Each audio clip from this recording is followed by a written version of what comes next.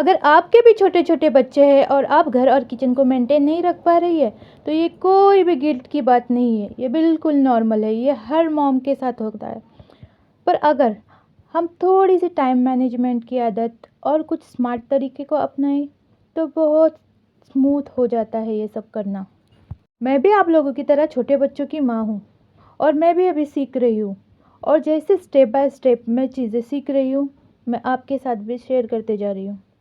ये mom life है, इसे इंजॉय करो, इसे रेस बनाने की ज़रूरत नहीं है। जिस दिन आप थक जाओ ब्रेक लो, जिस दिन एनर्जी हाई हो उस दिन ज़्यादा काम करो, सारे कामों को निपटाओ, मील प्रेप करो।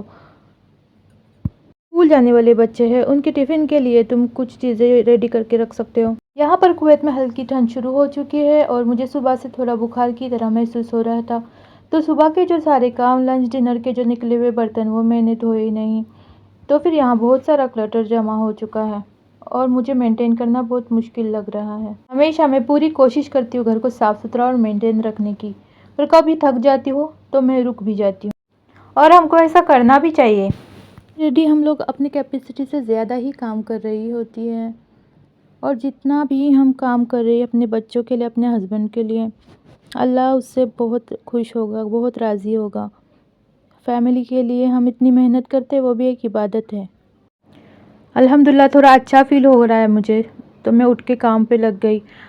अगर मैं ये रात को सब निपटा के नहीं सोऊंगी, तो फिर कल मेरा सारा दिन काम ख़त्म नहीं होगा। जब ये बर्तन और गंदी किचन में देखूँगी ना, तो सुबह में मेरा काम करने का बिल्कुल भी मन नहीं करेगा। तो जैसे काम स्टार्ट किया, हाथ में एक एक बर्तन आते गया, वैसे वैसे काम निपटते चला गया और अपने आप मेरे अंदर एनर्जी आ गई काम करने की।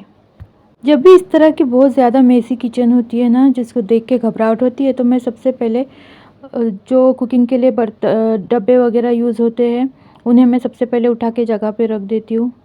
उस सेकेंड स्टेप साथ में सारे जो बर्तन, जो गंदे बर्तन धोने के होते हैं, उन्हें सिंक में डालती हूँ। स्टेप थर्ड में सारे जो बर्तन सिंक में मैंने डाले हैं, उसे और एक बार कैटेगरी के हिसाब से अलग अलग निकालती हूँ। चमचे अलग, कांच की प्लेट्स अलग, और जो खाना बनाने के जो डेगचे होते हैं उनको अलग। वॉश करते टाइम में सबसे पहले जो चम्मच होते हैं, जो आसान होता है काम, उनको करती हूँ। चम्मच वगैरह धोकर उनको अलग रख देती हूँ।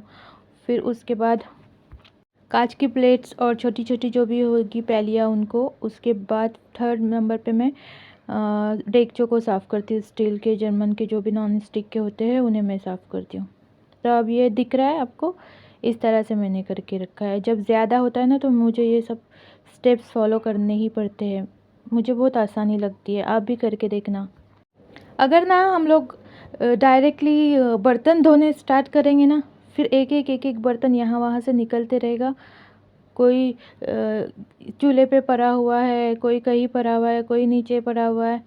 तो इससे अच्छा है ना, सबसे पहले हम सारे बर्तन एक जगह पे जमा करेंगे। सारे काउंटर टेबल पे से जो चीज़ें ली हुई है अपनी जगह पे रखेंगे। उसके बाद जब सब कुछ क्लीन लगने लगेगा, उसके बाद फिर बर्तन धोने शुरू करेंगे। तो बर्तन रखने के लिए भी जगह होगी। और मेरी किचन बहुत छोटी है, पर बहुत प्यारी सी है, बहुत मिनी किचन है मेरी।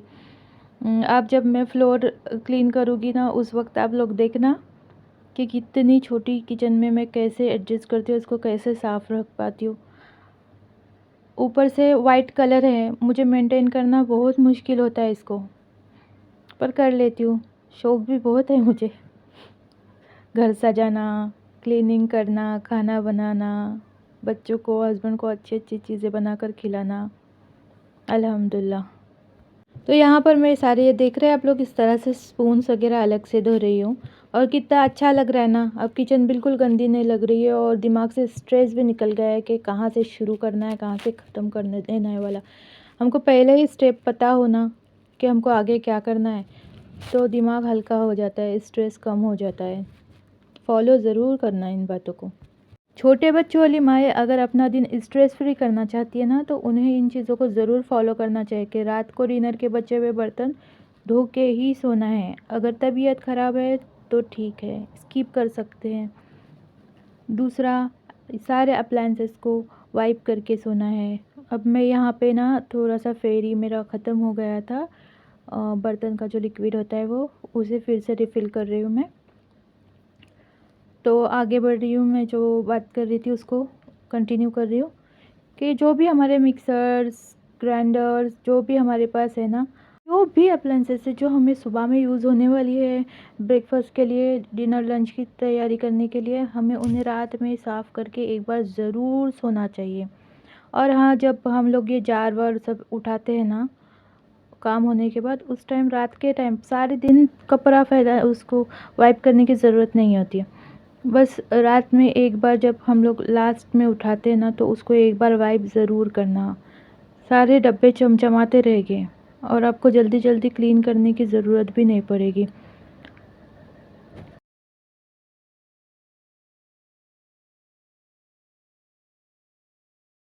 तो देखा आपने, 70% काम तो मेरा कंप्लीट हो गया इस तरह से काम करने से।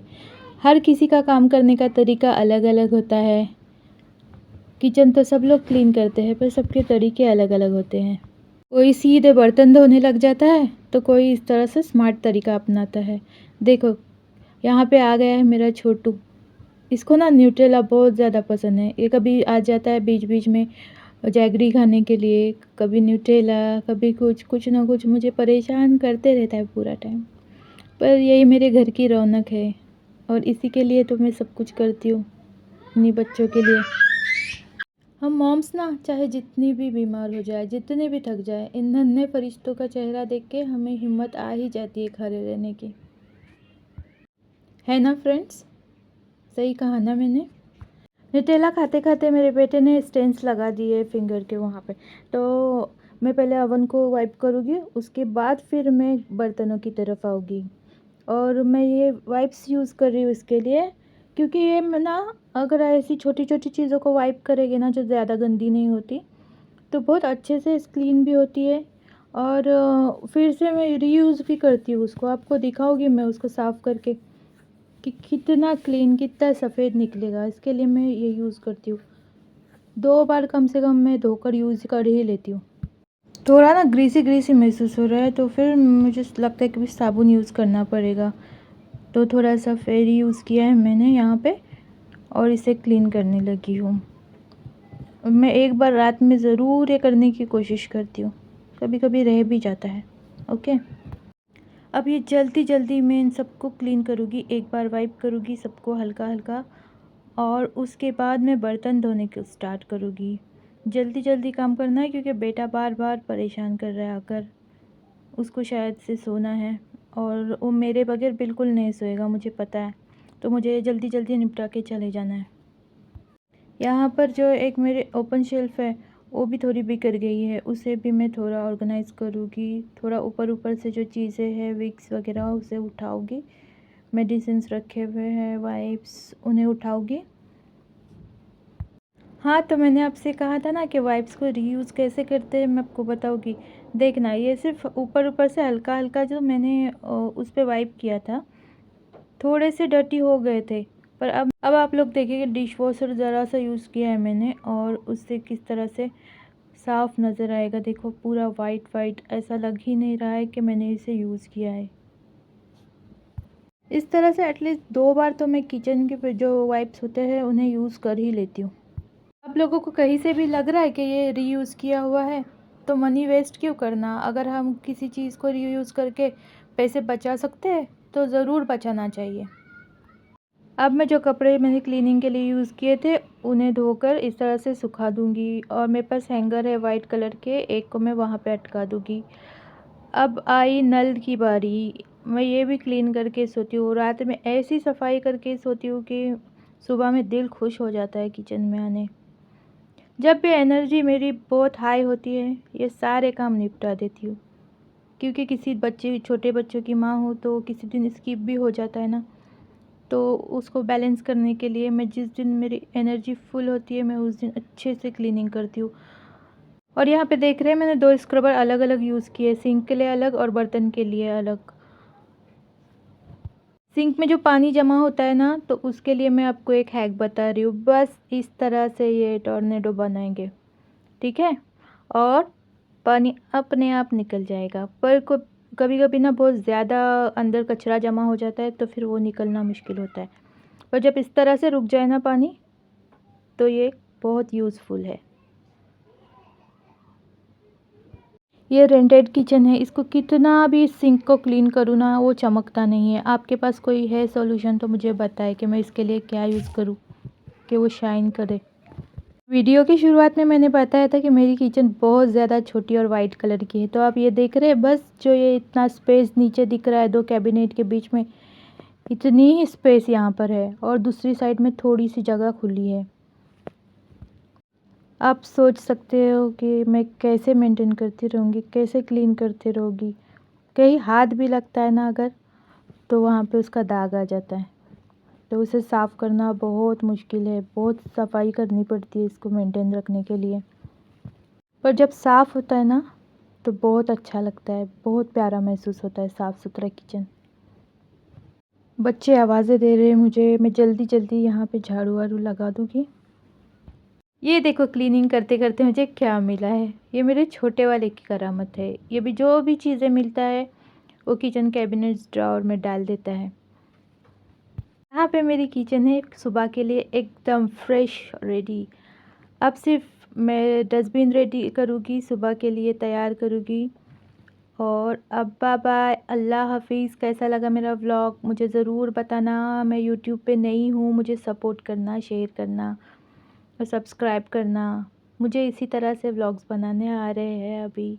इंशाल्लाह आपको कुछ कमी लगी हो, आपको कुछ पॉइंट्स सही नहीं कहे ऐसे लगे हो तो मुझे कमेंट में ज़रूर बताना, मैं उसे सही करूँगी। अल्लाह हाफिज़, दुआ में याद रखना। Thanks for watching.